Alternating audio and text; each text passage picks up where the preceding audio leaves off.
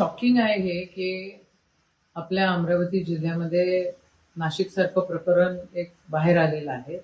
आश्चर्य वाटतं की लोकांना धाक नाही राहिलेला आहे. कोणाच्या मर्जीत काय आलं ते करतायत आणि त्यांची लिंक्स कुठं कुठं सापडतायत.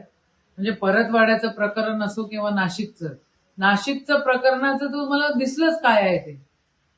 त्याची बायको गायब होऊन जाते, पोलिसांना दिसत नाहीये. त्याचा मुलगा खराबचा गायब होऊन जातो, पोलिसांना दिसत नाहीये. परतवाड्यासारख्या शहरामध्ये ह्या भानगडी होत आहेत, दिसत नाही. खुफिया करते काय आहे? होम मिनिस्ट्रीचं धाक नाहीये. म्हणजे मुख्यमंत्र्यांनी त्यांचे सोर्सेस अजून वाढवण्याची गरज आहे.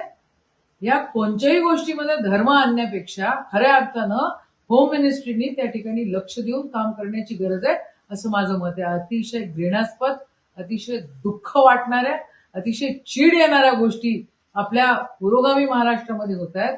याच्या आधी या सगळ्या गोष्टी पकडतीस यायला पाहिजे होत्या आणि इतक्या उशिरा माहिती होत आहेत.